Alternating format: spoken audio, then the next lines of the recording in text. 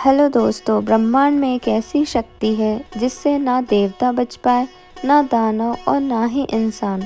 एक ऐसी दृष्टि जो अगर किसी पर पड़ जाए तो राजा को भिखारी और भिखारी को राजा बना दे।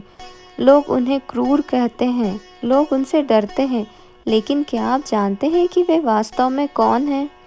आज की कहानी उस देवता की है जिसे न्याय का देवता कहा जाता है, जिनकी पूजा हम शनिवार को करते तो हैं, लेकिन उनके जन्म और उनके क्रोध के पीछे का रहस्य बहुत कम लोग जानते हैं।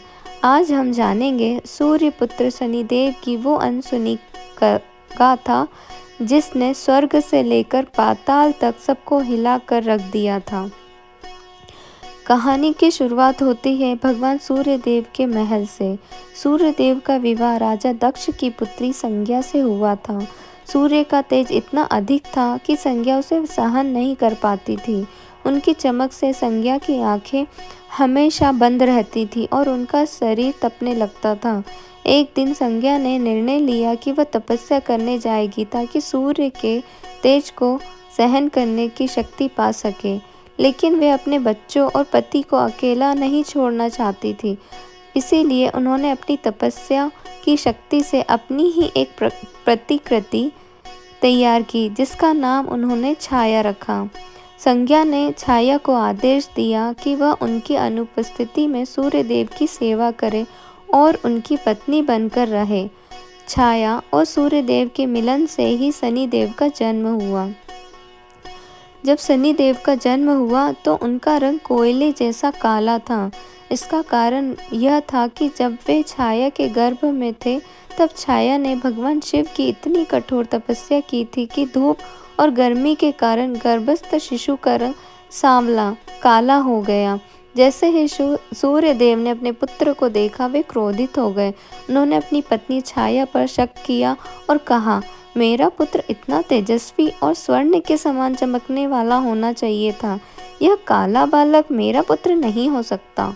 सूर्यदेव ने शनिदेव का अपमान किया और उन्हें स्वीकार करने से मना कर दिया।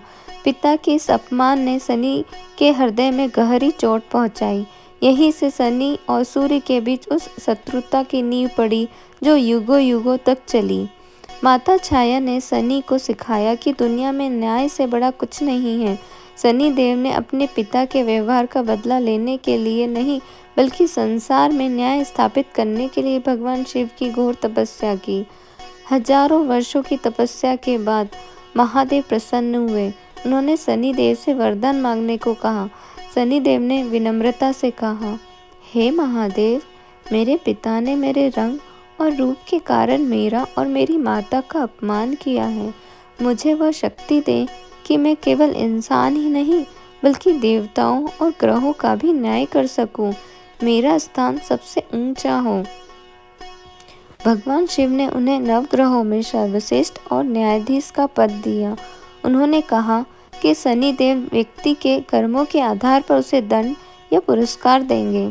शनिदेव की दृष्टि नज़र के बारे में कहा जाता है कि वह बहुत विनाशकारी होती है। इसके पीछे एक कथा है कि उनकी पत्नी ने उन्हें श्राप दिया था कि वे जिसे भी देखेंगे उसका बुरा होगा।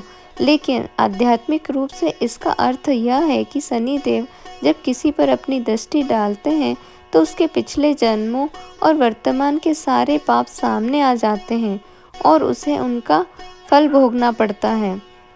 यहाँ तक कि जब शनिदेव की दृष्टि उनके पिता सूर्यदेव पर पड़ी तो सूर्यदेव को भी ग्रहण लग गया और वे काले पड़ गए थे। इससे यह सिद्ध हुआ कि शनि के न्याय से उनके पिता भी नहीं बच सकते। शनिदेव की शक्ति का एक बड़ा उदाहरण रावण के साथ उनके टकराव में मिलता है। रावण एक महान विद्वान अहंकारी राजा था। जब उसका पुत्र मेघनाद जन्म लेने वाला था तो रावण ने अपनी शक्ति से सभी ग्रहों को 11वें स्थान पर कैद कर लिया ताकि उसका पुत्र अमर और अजय हो जाए। लेकिन शनिदेव जानते थे कि यह न्याय के विरुद्ध है। अंतिम क्षण में शनिदेव ने अपनी स्थिति बदल ली और वे 12वें स्थान पर आ गए, जिससे मेघनाद की कुंडली बदल गई। क्रोधित रावण ने शनिदेव के पैर पर प्रहार किया, जिससे वे थोड़े लंगड़े हो गए। इसीलिए शनिदेव की चाल धीमी मानी जाती है।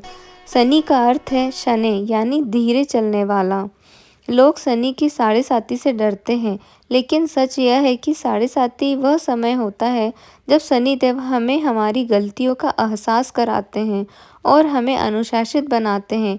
जो व्यक्ति ईमानदारी, मेहनत और सेवा भाव से रहता है, शनिदेव उसे इस काल में रंग से राजा बना देते हैं। तो दोस्तों, शनिदेव की यह कहानी हमें सिखाती है कि हम अपने कर्मों से भाग नहीं सकते। वे विलेन नहीं हैं, बल्कि वे एक सख्त शिक्षक की तरह हैं,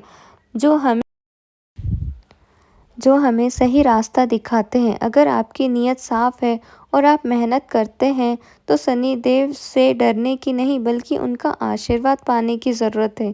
अगर आपको शनिदेव की यह कथा पसंद आई हो, तो कमेंट में जय शनिदेव ज़रूर लिखें और इस वीडियो को अपने उन दोस्तों के साथ शेयर करें जो शनिदेव के नाम से डरते हैं।